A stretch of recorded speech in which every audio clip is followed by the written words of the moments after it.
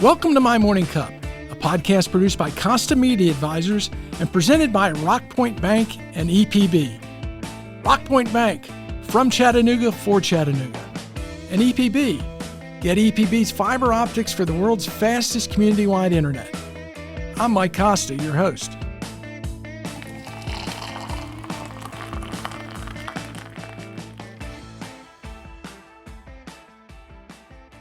My guests this week are Hamp Johnston and Camille Daniel, two of the driving forces behind RockPoint Bank, the first new bank formed in Chattanooga since the Great Recession. Hamp and Camille, before we talk about what led you to form a bank, let me ask, what's in your morning cup? Typically, I drink caffeinated, unsweetened iced tea. I hit Starbucks every morning. Oh, I love iced tea, except I've gone decaf. My palate is not nearly that sophisticated. I'm black coffee. Oh, I like that too. See, I get up in the morning, I do a cup of black decaf, and then I switch to tea. So drink it throughout the day or? Well, and then unfortunately, I switch over to Diet Coke pretty quickly. Oh, you're a Diet Coke person. I am. I need to give that up, but I'm still doing it. Well, I'll tell you, my good friend Darren Hodges is very glad that you drink Diet Coke. Yes, like a true Chattanoogan, right? Like a true Chattanoogan. I think it comes when you're born here. That's right. I think so. Speaking of, what a great segue into, so where were you born? So I'm a native Chattanoogan. I'm a proud 1991 graduate of GPS. So born and raised here. Went off to college in Memphis at Rhodes College and then came back to Chattanooga to work for a bank and attend grad school at UTC. So native Chattanoogan. And we're going to talk a little bit more about growing up in Chattanooga because we've had so many people move in. Not everyone has that perspective that you have, at least anymore. But Hamp, you were born in Mississippi. I was born in Mississippi. Which city? Actually in Meridian, but we're living in Waynesboro, Mississippi. I haven't heard of Waynesboro. Is that down south? It is, kind of between Meridian and Mobile, down on 45. And so my mom and dad were living there. We moved to Chattanooga when I was 1. So you're kind of like me. You left Mississippi when you were 1. I was born in Toledo, Ohio, and left when I was 2 when I learned to say, let's get the hell out of here. Chattanooga is a little different than Waynesboro. With that said, great. My grandparents lived there as well. Great place, great memories. Yeah. But I think I wound up in a pretty good spot. So what brought you to Chattanooga? So, family moved here when I was 1, grew up here, went away for college, graduated from Macaulay a couple years before Camille, went to Washington Lee up in Virginia, and then started my banking career in Memphis, and then came back here in 94, so been back for a while. So both you guys grew up here in the 80s, basically. What was it like? Because Chattanooga really didn't have its metamorphosis until the 90s and 2000s. So can you talk a little bit about that? Yeah, I will say it was exciting to come back to Chattanooga after graduating from college and seeing the growth, particularly in the downtown market, and just, the growth of entrepreneurship in this city. Mm-hmm. It's really a different place than it was when we left. We are born and raised here and have always loved Chattanooga, but just the new companies that have formed here and that entrepreneurial spirit, I think, has really developed in the time that we were away at college and grad school. What about growing up, though? What did you do for fun? Because, as someone who didn't grow up here, you hear the stories of, it was so smoggy that people would take 2 shirts to work and you didn't come downtown and do that. So what would you do for fun? Growing up, fairly typical for me. Enjoyed the outdoors, played golf, but downtown. At that point in time, you went to the malls. You didn't come downtown, so it was just a completely different experience. Mm-hmm. What about you, Camille? I would say that we spent a lot of time. As Hamp said, at Hamilton Place Mall. I think it opened when we were in high school. I can remember we actually had a prom at Hamilton Place Mall one year. So that was really a prom? Part of the grand opening celebration at Hamilton Place. So, wow. So yes, I think every Saturday morning our parents just sort of dropped us off at the mall and we would go to the movies and sort of spend the day there. Yeah. Were you involved in any sports in high school or extracurriculars or anything like that? I actually ran cross country at GPS. Really? I did. But, back in the day, sports weren't as competitive as they are today. I'm not sure I would be able to do it in this day and time. But back in the day, it was really fun and had a lot of friends that did it. So we enjoyed it. You can tell by looking at me, I'm not a cross country runner. How about you, Hamp? I was a golfer. Enjoyed it, and on the high school golf team. Well, that makes me sound better than I was. Yeah. But yes.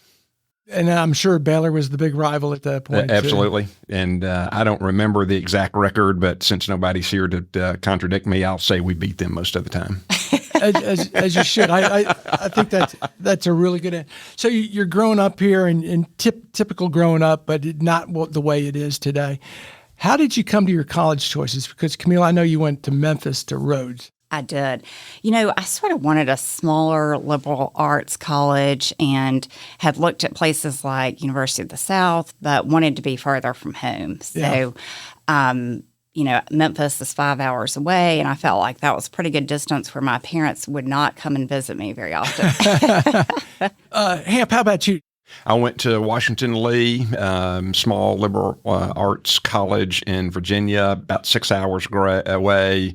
And for me, small and that atmosphere was the right fit. Where in Virginia? Lexington, Virginia. It's about 45 miles up 81 from Roanoke. A lot of people when they go to college, and a lot of people we've talked on this podcast, don't necessarily go the liberal arts route or to a liberal arts school and go get, like a better term, a technical degree, accounting or whatever it is. What drove you to the liberal arts education? For me, I really went to college not having any idea what I wanted to major in. So for me, it was beneficial to be in a city where, there were banks recruiting in that market. So that sort of, I think, drove me into the banking industry because in Memphis, we were exposed to a lot of different industries. I actually interned at Federal Express, which was really exciting. But to me, that small knit community was important, and I really just enjoyed that atmosphere. Yeah, and Rhodes is such a special place in Memphis. But to your point, FedEx headquartered there, and First Tennessee at the time, now First Horizon, was headquartered there, wasn't it? Yes, they were. I'm sure, because I grew up in Memphis, as I think you know, and I'm just trying to think of some of the other banks that were there. And the big one when I think we first moved there was Union Planters. Yes, Union Planters. Yeah, that was the Farmers Bank, wasn't it? That's right, exactly. Yeah. Good memory. How about you, Hamp? I was a history major. A lot of great history around W&L. I thought I was going to be a teacher. When I grow up, I still might be a teacher. But I got into banking because I needed a job, and it turned out I liked it. Well, and again, that's kind of a common theme with a lot of people we talk to. A lot of people, most people, are not doing what they went to school for. Yeah, they got out, needed a job, found they either liked that job or met someone who said, "Hey, do you know about this over here?" and ended up doing something completely different. Have a funny story with that. I guess it was after my junior year, was an intern at Tacosimo, and Nick Tacosimo was an English major. And so I went in and asked him, I'm a history major. I don't know what I'm going to do. I don't know if I took some accounting. And he said, do what you want to do and the rest of it will work out. And I went home and told my dad that. And he said, don't talk to Nick anymore. See, I was a journalism public relations major at Tennessee, and my dad had a business in Memphis, and he was a little worried about me being a public relations major, and it was that same thing. He's like, what the hell are you going to do with that? And he's kind of like, well, don't talk to those people again. So I want to talk about first jobs, and I know your first job in high school was you were at a Chattanooga attraction, right? Yeah, was at Rock City, was a busboy. And I have a full appreciation of what it means when a bus pulls up 5 minutes before you're supposed to get off, and you gotta work everybody that comes through, but had a great time. What a great place, and I do remember midway through the summer, he took me aside and he said, really appreciate what you're doing. We're going to give you a 10-cent raise. All right. I mean, big what was stuff. The minimum wage at that point? Like $5.25 or something like that? I honestly don't remember, but it wasn't a whole lot. You said something about buses coming up to Rock City. I just never thought about that. Man, I don't want to be on those roads when the buses are coming up to Rock City because they all pile out. Camille, how about you? Well, Hamp and I did not talk about this in advance, but ironically, my first job was also at Rock City. Was it really? So Bill Chapin must have been very generous to hire all the high school kids during the summertime. But I actually did not bus tables. I worked in the Welcome Center. Mm-hmm. So my job was to give tourists directions all day, every day. And it was really funny because at least once a day, I would get the question, now, where is Lookout Mountain? And I would say, you're on Lookout Mountain. You have arrived. But that was my summer job at age 16. And I actually grew up in Jasper and would commute back and forth, which is hard for me to even believe that my parents let me do that because to Hamp's point, we were making minimum wage. And I'm pretty sure that my gas bill to drive there and back may have exceeded my paycheck. But that was my summer job. I forget who we had on who was actually worked at Rock City and was one of the characters. I think it was Maury. It was Maury. Maury Nicely, yeah. So Bill Chapin's got, I guess, his hand in mentorship for a lot of that's right. A lot of former Rock City fans. How about anything else during high school, or was it all summer jobs in Rock City? Yeah, for high school, it was. It seems like I might have cleaned picture studios some during the summer, and it wasn't during high school, but the one that was probably the most disappointing, and I like to poke fun at him, is came home my freshman year from college. And so a summer job was not the top thing on my radar screen. Yeah. And Mom said, you're getting a job, and said, okay. And so I kind of slow played that. And she went to Louis Card and said, Hamp needs a job. And so I thought, well, Louis, he understands that I really don't want to work, so this ought to work out well. And I was the maintenance man in the machine shop. No AC, 90, 100 degrees every day. It was my job to sweep all the oil and all the metal shavings, and I came home black every single day, just covered. So that didn't work out just as I had planned. And tell everyone what card manufacturing does. So they build tufting machines, and that's in the carpet industry. Yes, right? Yeah. So they build the machines that make the carpet. I sure thought that he'd take care of me, and I never was under that illusion again. How about you, Camille? Anything besides Rock City? I think I worked at Rock City most summers in high school, and then in college, I started working for banks during the summertime. Did you? So I was a roving teller for a couple of summers, and I think I may have waited tables one summer, which I think everybody should do at some point in their lives. So what did those jobs? What did you take from those jobs? When you look at where you are today, what did you learn from those? Well, as Hamp said, I think working a job like waiting tables, it's a great experience because you're facing the public every day. And I think it's motivating, right? I mean, I was definitely ready to go back to school in the fall. Yeah.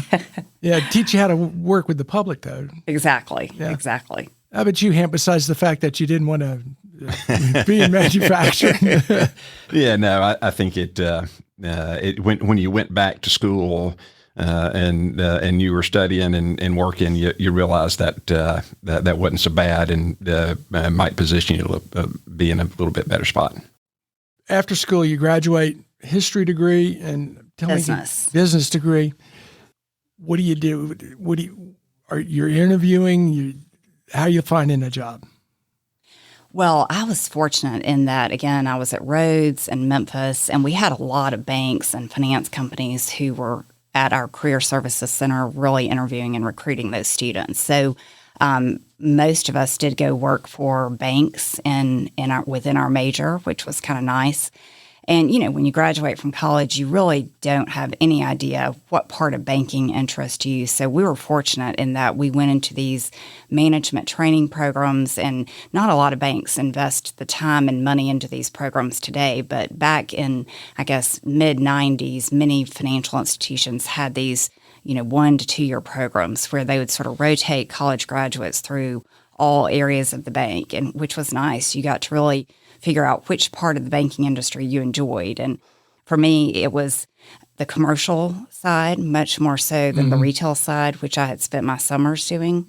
So after college, I came back to Chattanooga, knew that I ultimately wanted to be back on this side of the state, and took a job at a bank. And then, as I said, enrolled in graduate school at night while I was working at UTC. Now, both of you went away to school, and you went away to school at a time when most young people growing up in Chattanooga said, this has been great, but I'm going elsewhere.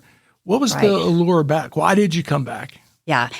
For me, I think it's the mountains and the river. I feel like this is the prettier side of the state. And absolutely. Sort of always knew that this was where my home is and my network of people, and was excited to come back to Chattanooga. Were you?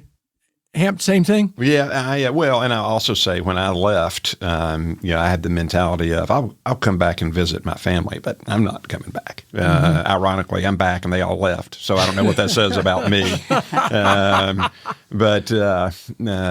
Went from growing up here to the mountains in Virginia, and then started my career in Memphis. And to Camille's point, when I got to Memphis, I looked around. I was like, "Where are the mountains?" And got an opportunity to come back. And it's funny you say that, because I grew up in Memphis, moved there when I was in 1970, and I went to school in Knoxville, so I'm used to geography as flat as this table. That first quarter in Knoxville, having to walk from my dorm to the hill, and my roommate and I were both Memphis guys, and it's like, I hate this place. It's a bunch of hills. I'm going to go back where it's flat. This is just crazy. It is amazing the difference in the state from end to end. And I think that is what makes Tennessee a bit unique. You've really, the three Grand Junctions are really three different ecosystems, for lack of a better term. A great fun fact there. And prior to us founding RockPoint Bank, was at J.P. Morgan Chase. And some folks in New York think that Tennessee equals Nashville. Yeah. And so most of the country probably does. Yeah. And so would start off the meetings where I would have picture of the state with the 4 metro areas and the interstates and the distance between each. You don't get to go to Nashville and then hit everything in a day and fly out. But a fun fact is, if you're in the northeast corner of Tennessee, you're closer to Canada than you are to Memphis. Wow. So how long were you in Memphis, and who'd you work for? A year and a half there. So it was a commercial training lending program. As Camille said, those used to be pretty common. Unfortunately, they're not. And I think that's to the detriment of the industry. But was what started with First Tennessee, went through that program. And then the way they had that set up was you spend 18 months there, and then you go to wherever you're going to be. And so came home after 18 months.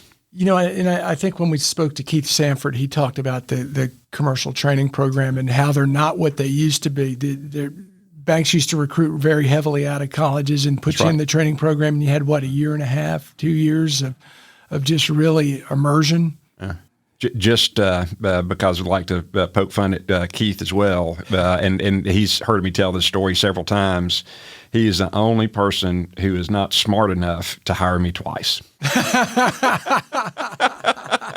So he didn't learn the first time. No, and I love telling that story. Yeah, and I bet he likes it too. So Camille, when you graduated, you went with a bank. Yes, but you came back to East Tennessee. I did.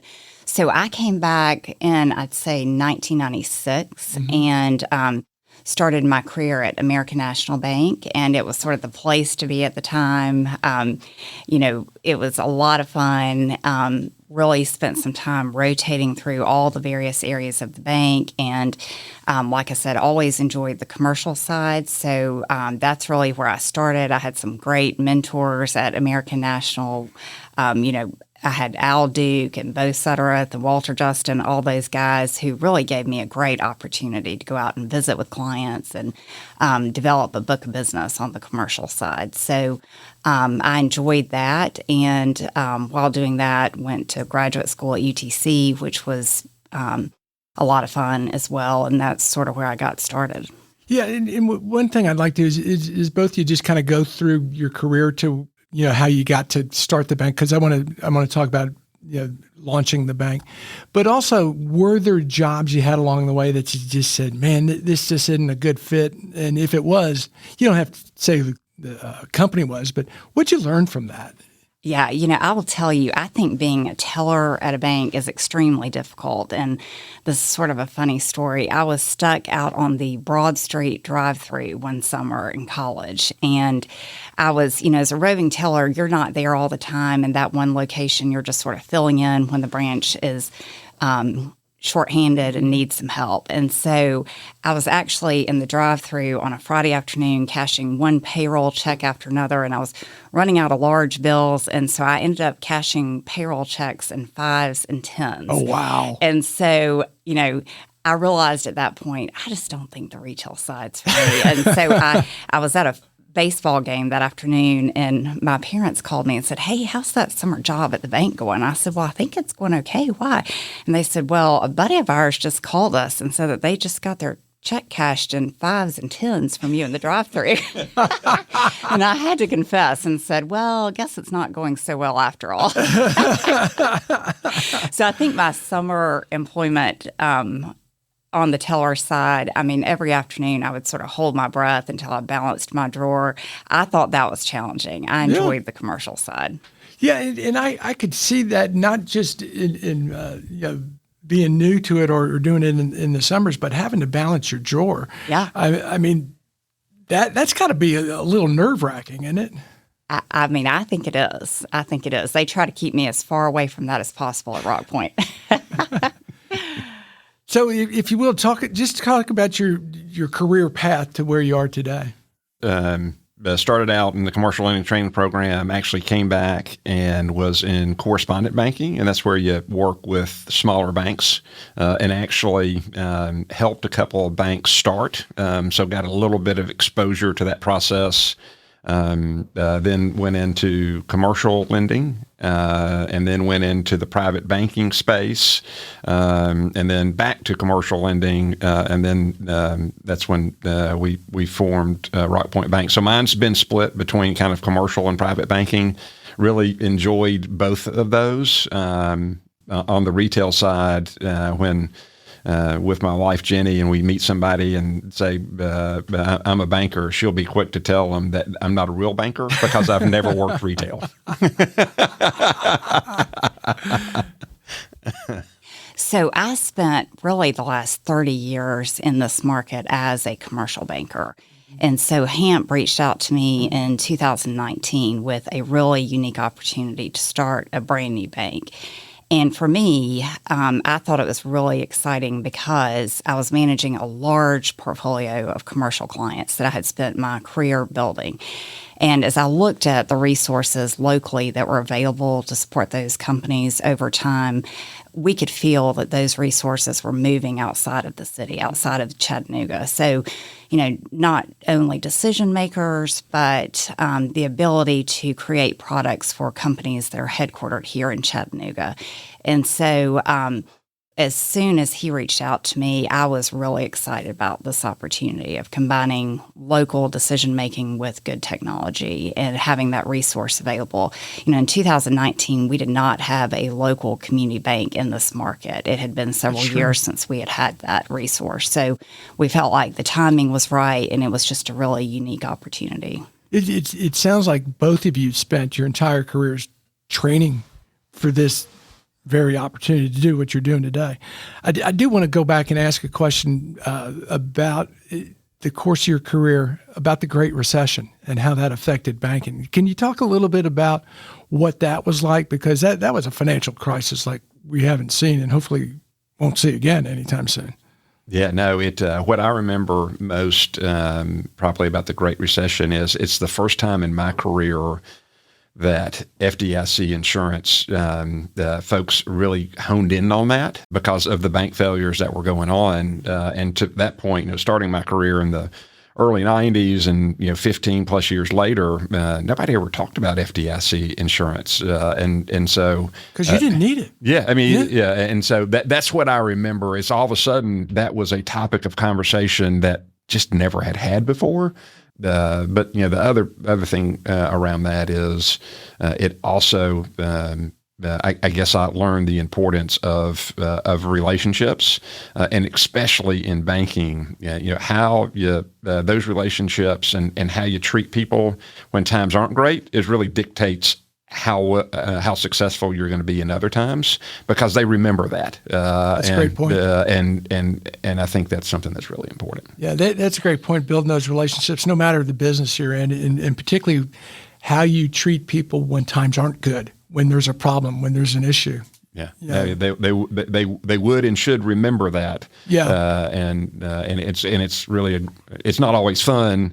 And it's not always easy, but that's a great opportunity to build relationships. And I think people remember it. There's a great line or a quote that people don't remember what you said; they remember how you made them feel.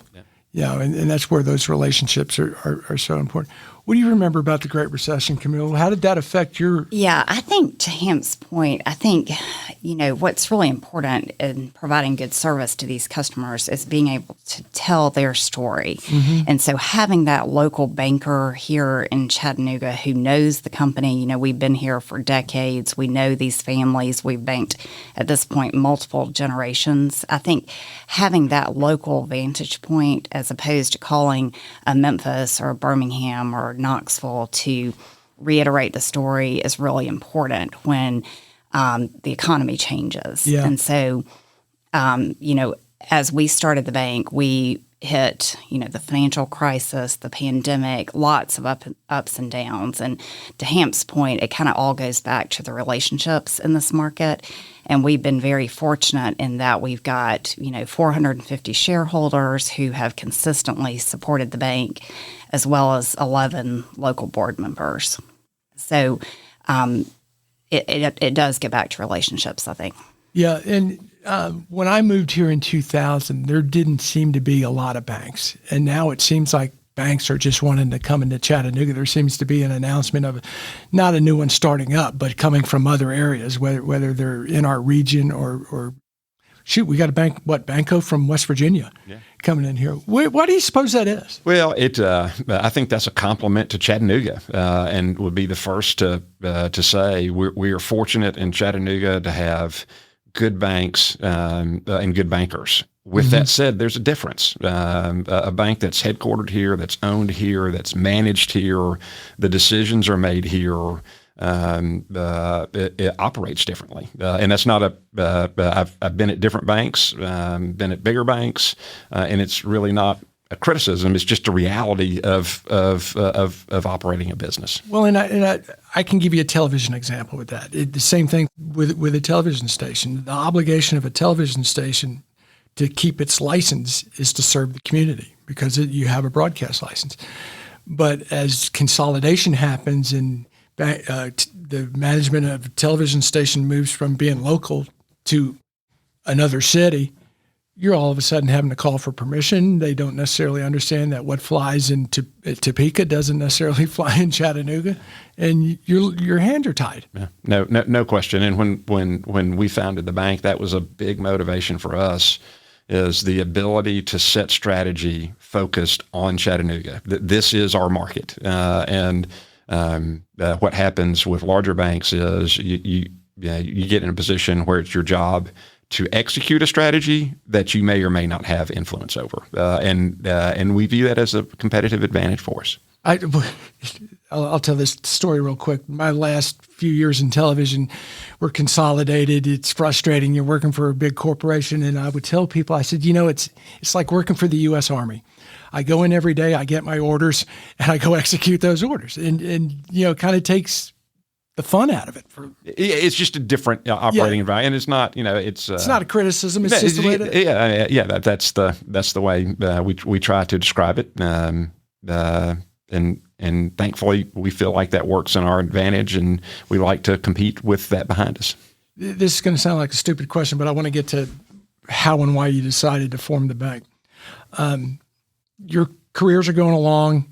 Do you wake up one day and go, man, I'm going to start a bank? And because I'm thinking to myself, as a kid growing up, and this sounds bad, I never looked at a bank as a business. I looked at it more as an institution, something that was always there. And as a kid growing up, you don't think people start banks. I mean, I'm just giving you my non-banking self.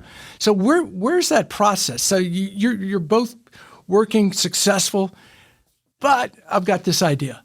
Some of it for me was that early exposure when I was in correspondent and helping folks to start banks. I had the Georgia territory Gateway Bank, which started in North Georgia, but then also there was one around Atlanta.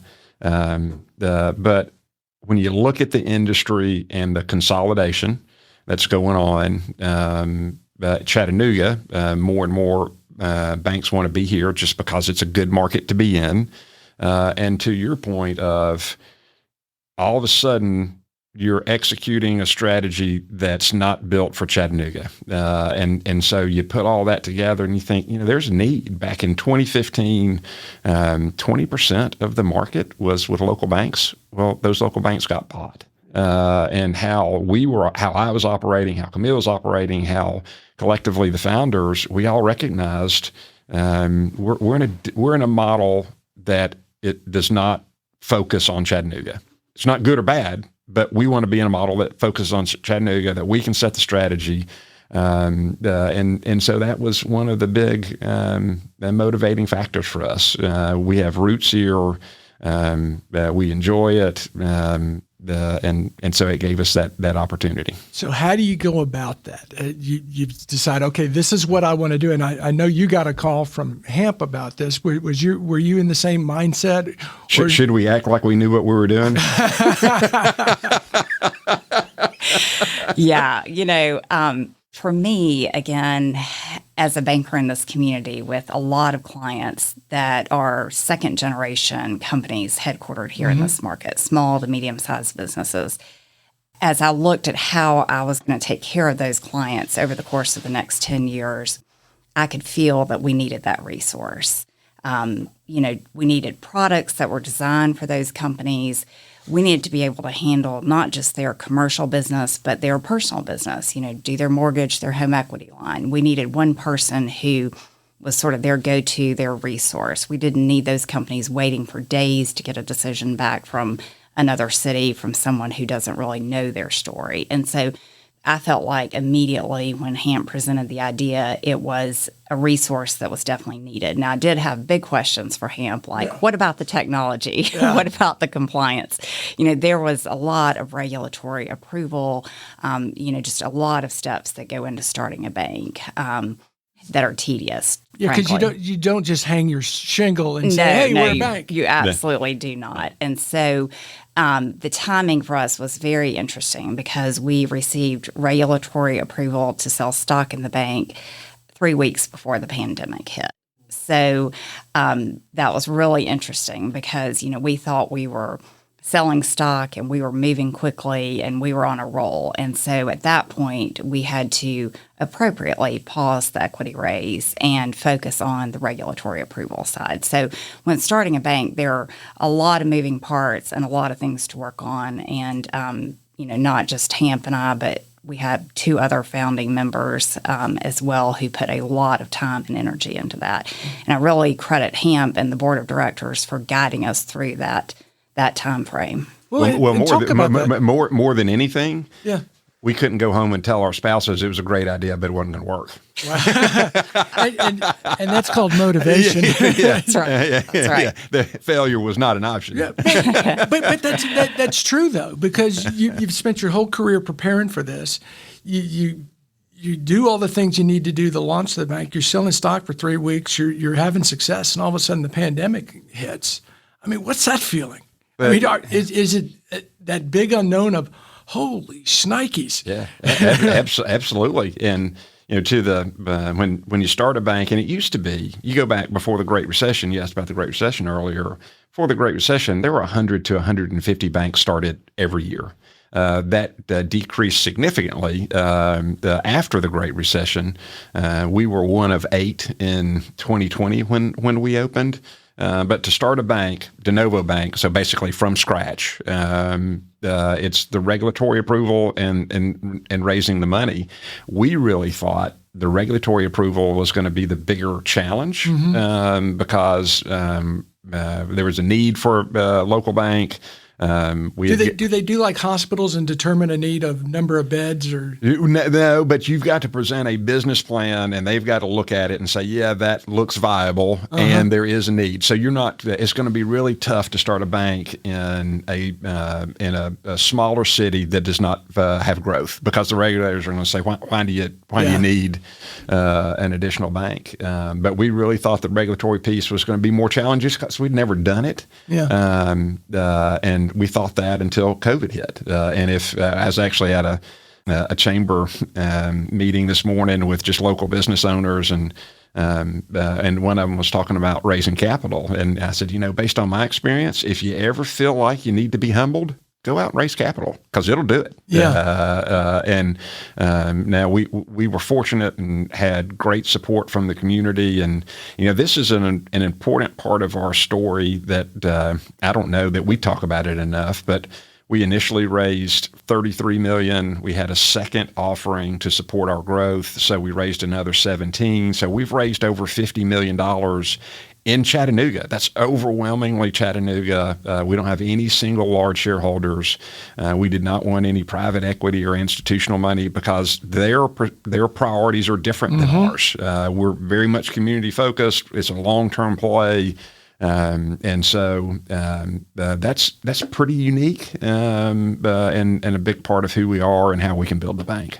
Well, and if you will, talk about that raising that capital, because it's not just saying, hey, we're going to start a bank and people line up and go, here, take my money. You had a lot of shoe leather. You had to get and beat the streets and go see people. The story I love to tell on that is, so we kicked it off in February. COVID hit in March. We hit the pause button. So we're trying to figure out, what's going on in the world? How does this impact the economy? How does it impact Chattanooga?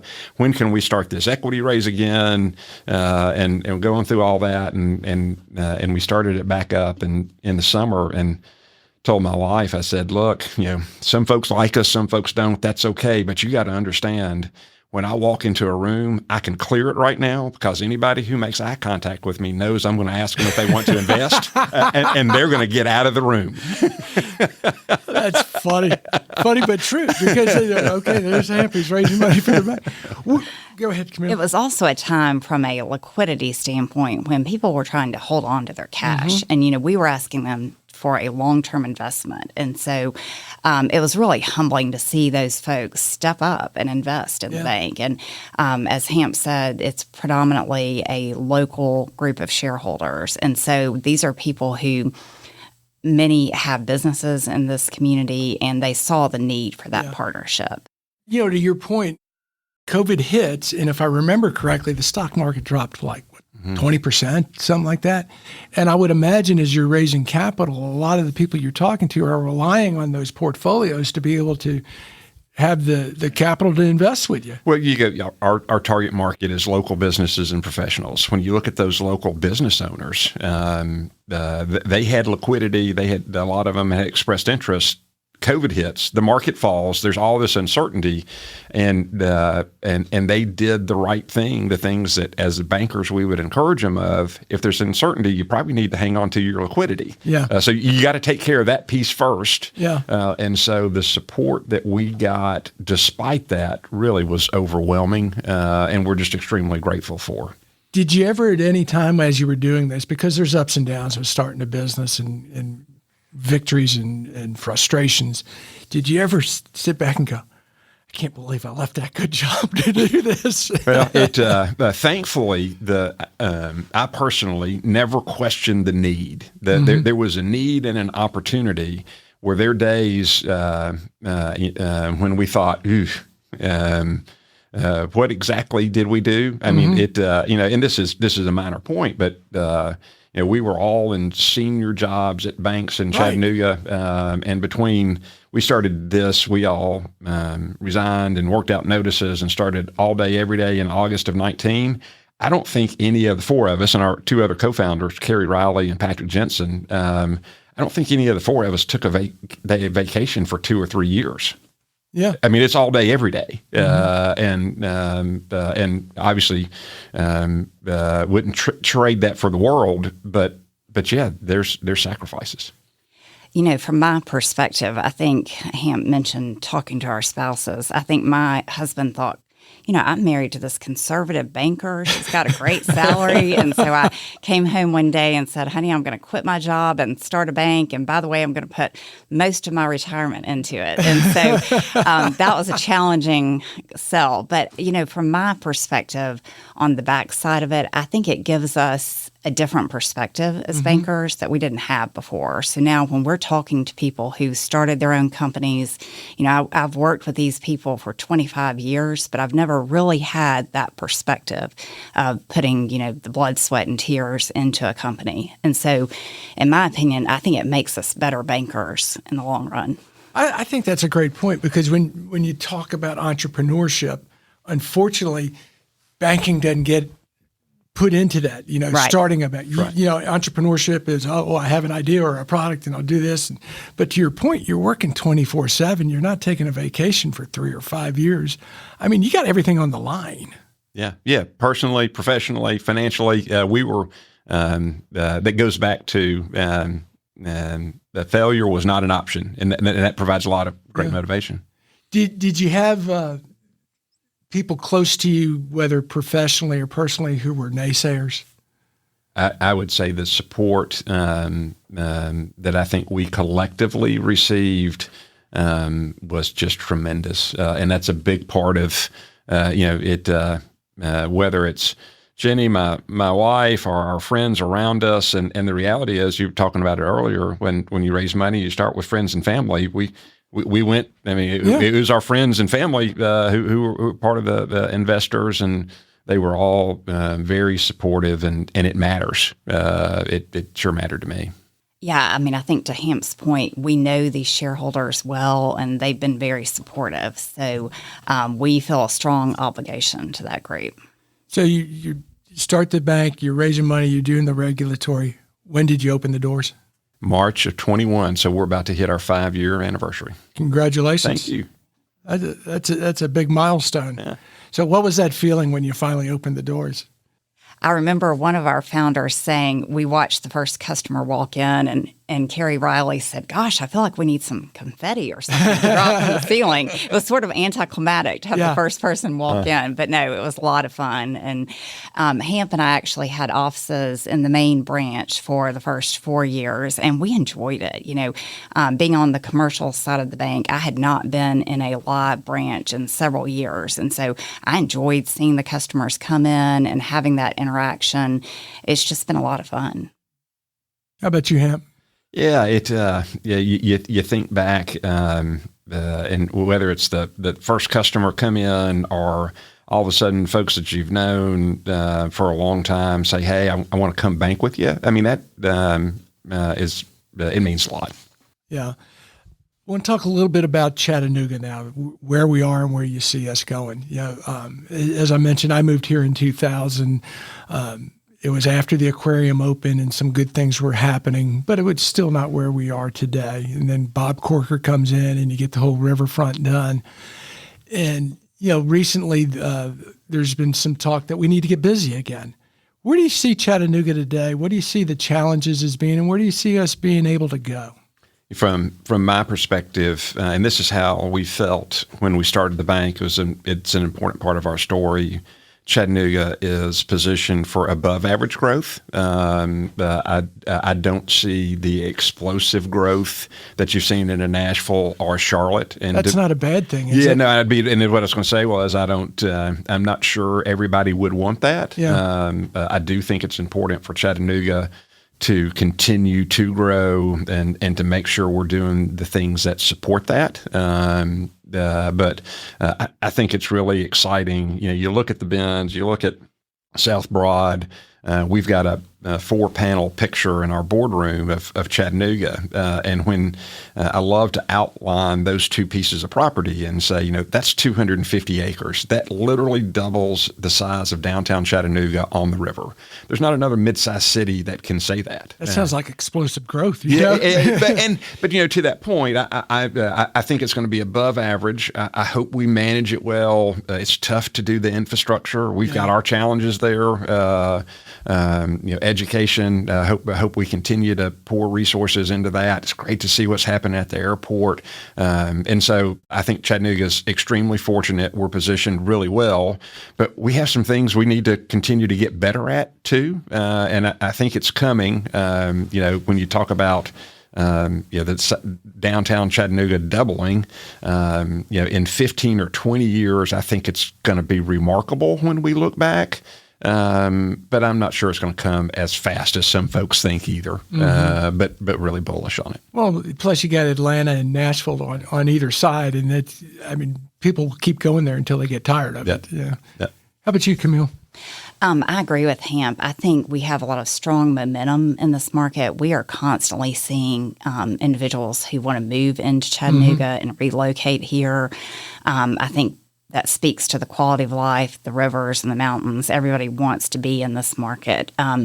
So I think that growth is important for not just the bank, but for business owners in our community. And I think to Hamp's point, the managing the infrastructure, that's going to take a lot of strategic planning with our community leaders. But I think we're positioned to do that.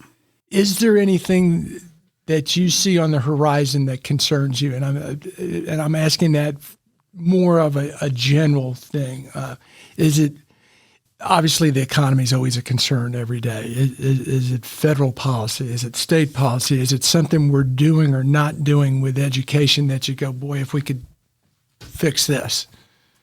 No, but I would also, when I say no, I think just the blocking and tackling of all the things that we've talked about, the infrastructure, the education, the airport, all the great work that the chamber does, that takes a lot every single day. And I think we're positioned well. But that means we got to wake up and do it again tomorrow, and then we got to wake up and do it again the next day. And we're not always going to agree, and we got to come to a resolution where we're moving forward. And I think that'll take pretty all that we have. Well, to use your term, the blocking and tackling. It's the stuff that you've got to do every day. I know both of you are very involved in the community with different aspects, and obviously the Chamber of Commerce and Girls Leadership Academy. And why is that so important to you personally and professionally to be involved in the community? Well, I think going back to your original question about planning and infrastructure, I think, as we look at the cost of education, Hamp is more involved in the community on the education side. I'm more involved on the healthcare side. I've recently joined the board of Volunteers in Medicine. And, that is a cost. As we look at the cost of managing the bank and growing the bank, that's a rising cost that most businesses face every single year. And so, tell us what Volunteers in Medicine does, for folks who may not be familiar. It is a primary care clinic that serves the uninsured population, so patients ranging in age from 19 to 64. Are these the folks who will go around to different communities and set up? Actually, they have a clinic near Eastgate Mall. Okay. Yeah. And so there are very reputable physicians in this community who volunteer for that organization. There are some specialties that practice there, but it's primarily just a primary care clinic. And so to me, you'd be surprised if you looked at the makeup of those patients. Many of them are employed but uninsured. And so I think as we look at continuing to manage the quality of life in Chattanooga, I think healthcare is going to continue to be a big focus. We've got, Common Spirit's got the new hospital just south of the Tennessee line in North Georgia, which is really exciting. I think it just opened this week.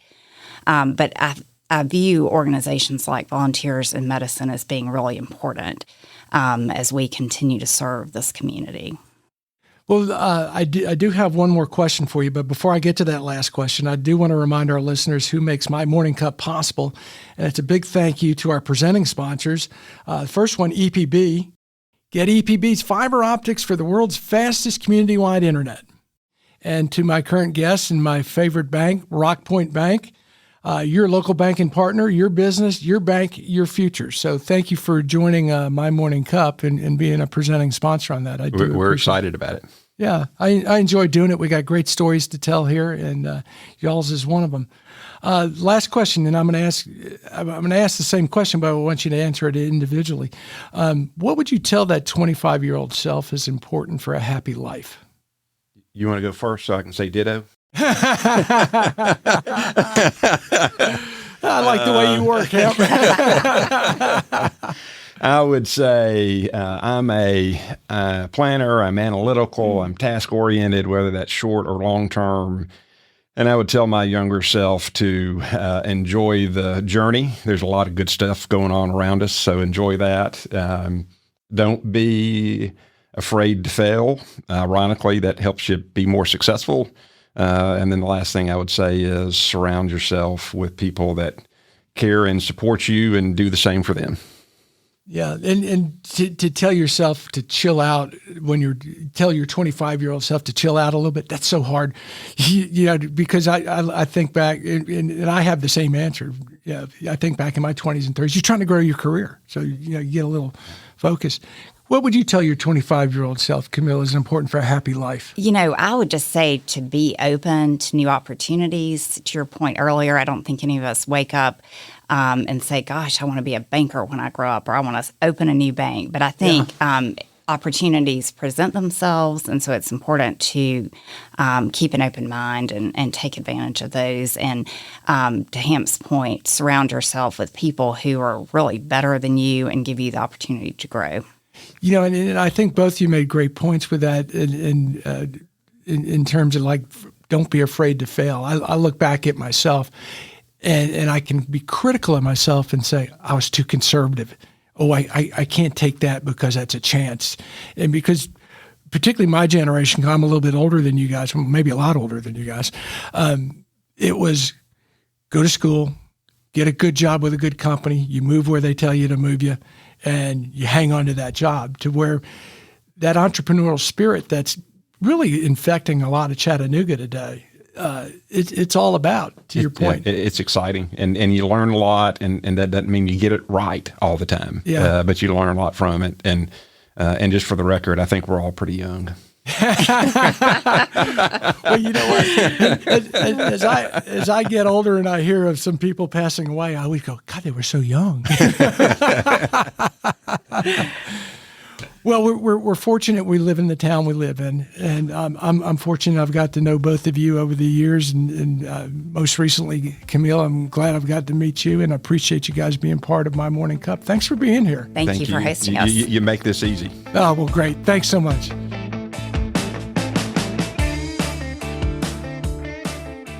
Thanks for listening to My Morning Cup, a podcast by Consta Media Advisors. If you liked this episode, please share it with a friend. I release a new episode each week, so be sure to subscribe on Spotify, Apple, Google, or wherever you listen to podcasts.